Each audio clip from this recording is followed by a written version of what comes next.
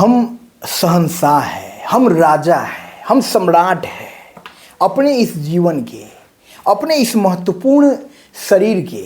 हमारी सारी ज्ञानेंद्रियां जो है हमारी गुलाम है। हम उन सब को अपने हिसाब से नियंत्रित करते हैं।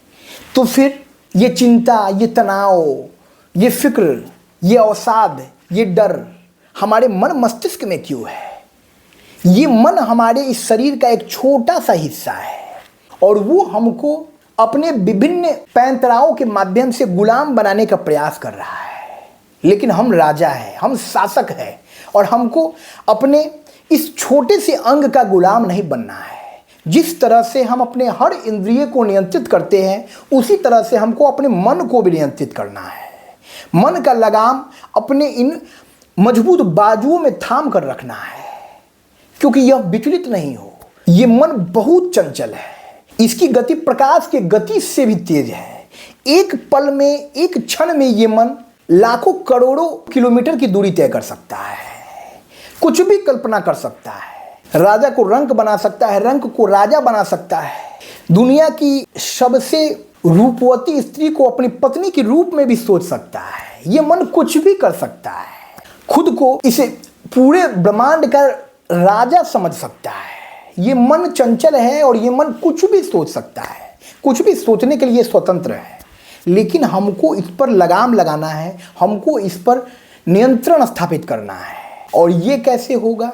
ये तब होगा जब हम अपने व्यक्तित्व में, अपने जीवन में सहनशीलता को अपनाएंगे, जब हम अपने जीवन में धैर्यशीलता को अपनाएंगे, जब हम ध्यान की शरण में जाएंगे, जब हम प्रार्थना की शरण में जाएंगे।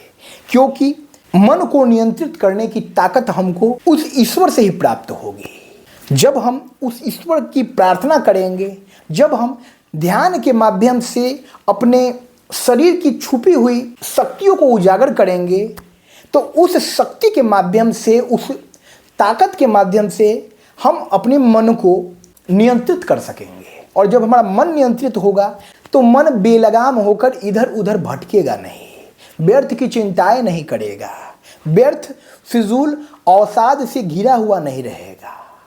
तो हमको इस जीवन में राजा की तरह अपने इस इंद्रिय पर नियंत्रण स्थापित करना है और मन को अपना गुलाम बनाना है। कोई भी चिंता, कोई भी फिक्र, कोई भी तनाव, कोई भी अवसाद हमारे आसपास भी भटकेगी नहीं।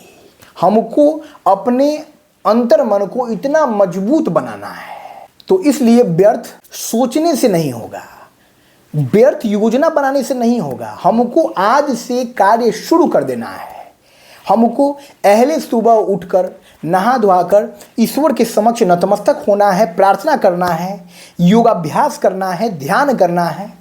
क्योंकि सबसे महत्वपूर्ण है हमारा शरीर और इस शरीर की रक्षा के लिए, शरीर के अंगों के बेहतर कार्य करने के लिए हमको प्रतिदिन व्यायाम करना चाहिए, हमको प्रतिदिन योगाभ्यास करना चाहिए, हमको प्रतिदिन ध्यान करना चाहिए ताकि हमारी मन की शक्ति का विकास हो सके, हम अपने मन पर नियंत्रण स्थापित कर सके। हमारे जीवन की अधिकतम परेशानियों का कारण हमारा ये मन है। हमारे मन में विभिन्न तरह की चिंताओं की लकीरें कुलांचे मारने लगती है, व्यर्थ की बातें आती जाती रहती है और हम उस चक्रव्यूह में फंसकर अपने शरीर की पूरी ताकत को, पूरी ऊर्जा को उस ओर केंद्रित कर देते हैं। और इस तरह हम अपने जीवन में कोई भी सकारात्मक कार्य, कोई भी रचनात्मक कार्य, कोई भी सृजनात्मक कार्य नहीं कर पाते हैं।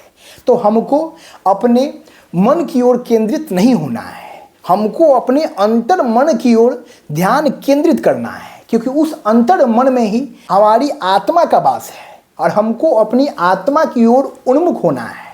तभी हमारा उद्धार होगा, तभी हम इस जीवन के बाद भी अपने जीवन की सार्थकता को प्राप्त कर पाएंगे, जीवन के वास्तविक लक्ष्य को प्राप्त कर पाएंगे।